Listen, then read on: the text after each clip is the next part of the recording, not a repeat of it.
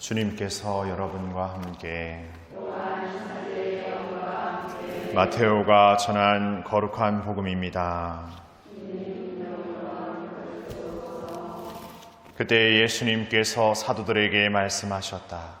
사람들을 조심하여라. 그들이 너희를 의회에 넘기고 회당에서 채찍질할 것이다.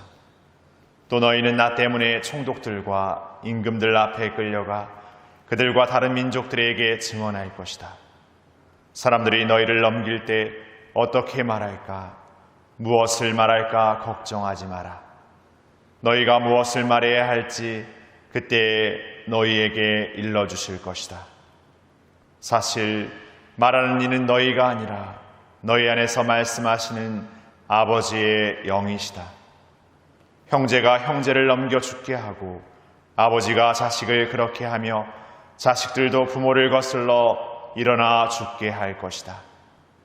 그리고 너희는 내 이름 때문에 모든 사람에게 미움을 받을 것이다. 그러나 끝까지 견디는 이는 구원을 받을 것이다. 주님의 말씀입니다.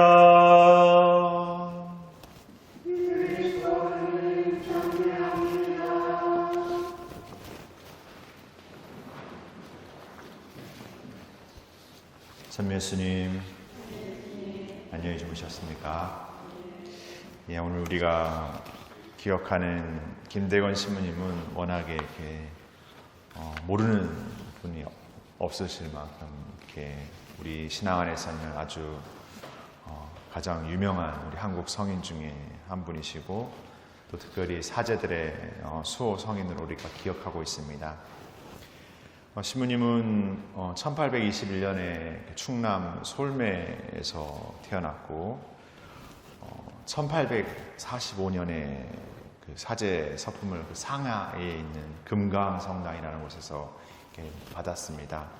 그때 그 성당의 모습을 우리가 이렇게 비슷하게 형상해가지고 지금 여기 용수에 가면 용수포구 그 김대건 기념관에 있는 성당의 모습이 금강성당을 이렇게 본따서 이렇게 만들었다고도 합니다. 근데 신부님은 사제 서품을 받은 지 한 1년 1개월 남짓 지나지 않아서 이렇게 관원에게 체포되게 되고 결국 9월 16일에 새남터에서 지금 그 용산 그 새남터에서 이렇게 순교하게 됩니다. 신부님이 이렇게 사제가 되었던 그 당시에는 우리가 잘 알다시피 한국 교회 안에서는 박해가 있었고, 그리고 신부님에게 사제가 된다라는 것은 저 멀리 먼 그 타국으로 나가서 이렇게 생활해야 되는, 지금으로 그냥 해외여행 가는 게 아니라 그때는 어떤 목숨을 이렇게 내걸고 이렇게 나가야 했던 그런 삶이었습니다.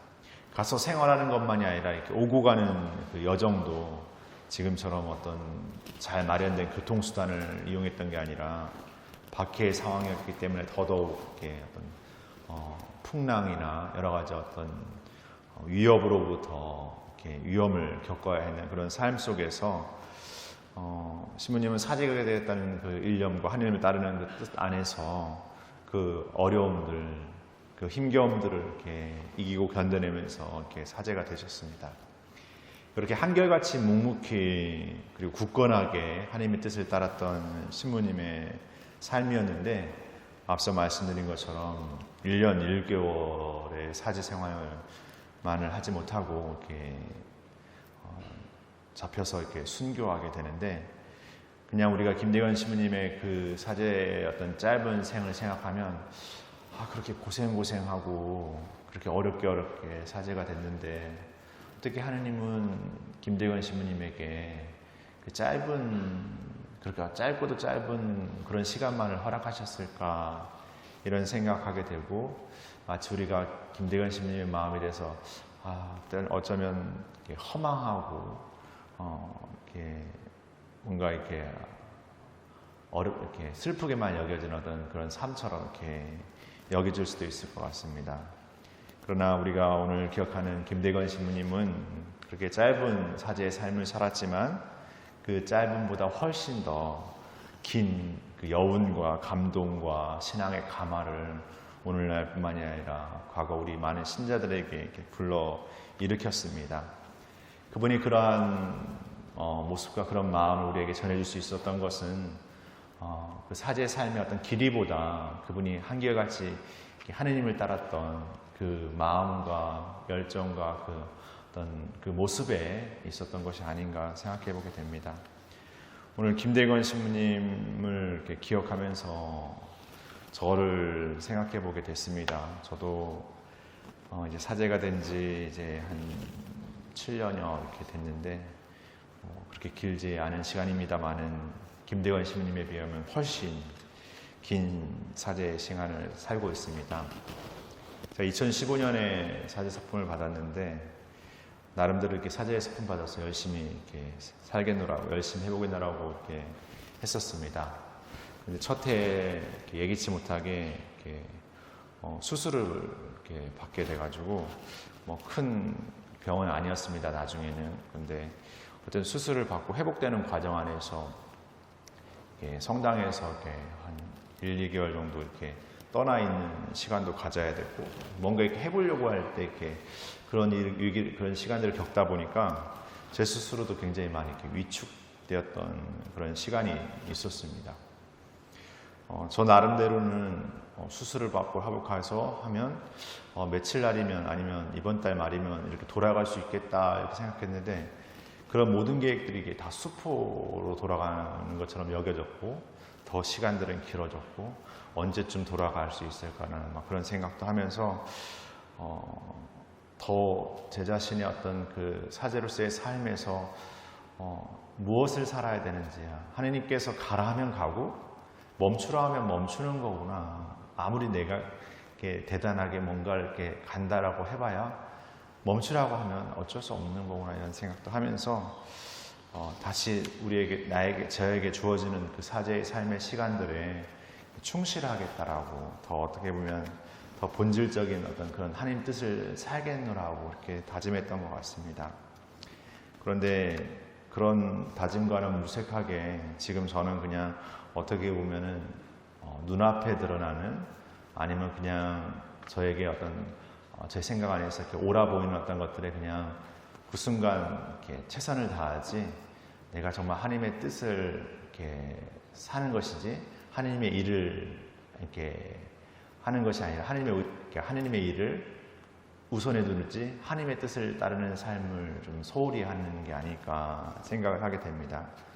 더욱 특별히 이렇게 요즘에 저뿐만 아니라 우리 본당 안에서 이제 우리 신자분들 한 사람 한 사람의 어떤 얘기를 듣다 보면 사실 다 여러 가지 이렇게 어려움들이 있고 또 어떤 힘겨움들이 있고 사실 오늘 이렇게 미사를 봉헌하면서도 우리 아가다 자매님도 이렇게 늦게 오셨지만 뭐 늦게 온 게 문제라는 게 아니라 이런 어떻게 보면 이렇게 삐끗거리는 상황들 그리고 다 개개인이 갖고 있는 어려움들도 또 몸이 어떤 힘겹기 때문에 이렇게 아침에 나오는 게 또 어렵고 이런 모든 이런 상황들이 그러니까 나 빨리 가야 되는데 나 빨리 뭔가 해야 되는데라는 그 제 마음과 이렇게 괴리되는 거죠.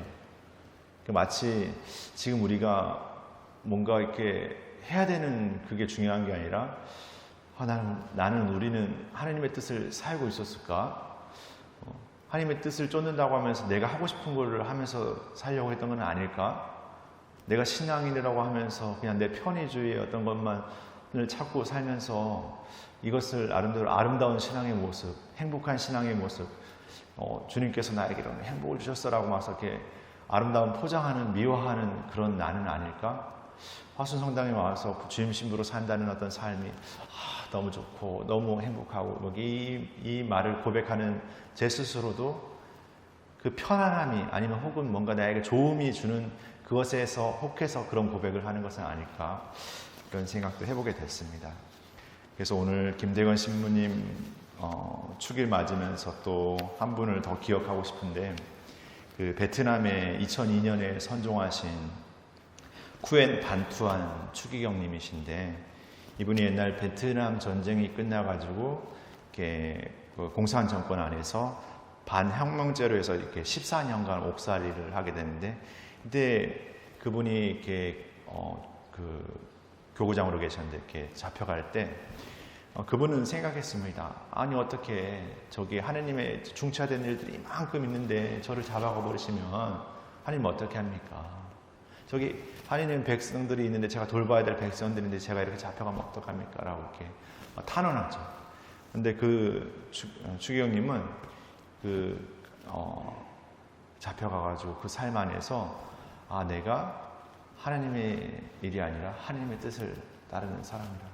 그래서 매일 이제 자기 손이 바발과 이제 위장이 안 좋다 그래가지고 이렇게 받은 포도주 한 방울, 두 방울을 손에 올려놓고 손을 제구 삼아서 미사를 드리면서 내가 정말 하나님의 뜻을 따르는 그런 삶을 더 살아야겠노라고 이렇게 다짐했던 추기경님을 또 기억하게 됩니다. 그래서 이거는 사제의 삶의 모습만이 아니라 우리 모두가 과연 나는 신앙을 산다고 하면서 내가 생각하는 방식, 내가 생각하는 원하는 어떤 것만을 찾는 신앙을 살고 있다면 우리가 어떻게 하느님의 뜻을 산다라고 말하고 있고, 뭔가 이뤄낸 일들을 내가 이렇게 이뤄냈노라고, 내가 해서 이렇게 됐노라고 말하면서 우리가 어떻게 하느님의 뜻을 사는 것이라고 말할 수 있을까? 좀 깊은 반성을 해보면서 우리 공동체가 저뿐만 아니라 우리 모든 공동체가 여러 가지 우리 각자가 갖고 있는 어려움이 있지만, 그럼에도 어떤 무엇을 이뤄내야 되고 무엇을 해야 되는 어떤 그런 것 이전에 우리가 정말 하느님 뜻을 잘 살기 위해서 그 하느님과의 늘 교감의 그 끈을 놓치지 말고 살아야겠다. 그리고 놓치지 않게 해서 내가 매일의 삶에서 또 매 순간 삶에서 다른 어떤 무엇보다 무엇을 이렇게 잘 지켜내고 살아가는지 돌아봐야 되겠다. 곰곰이 우리가 돌아볼 수 있는 그런 하루였으면 좋겠습니다. 잠시 묵상하시겠습니다.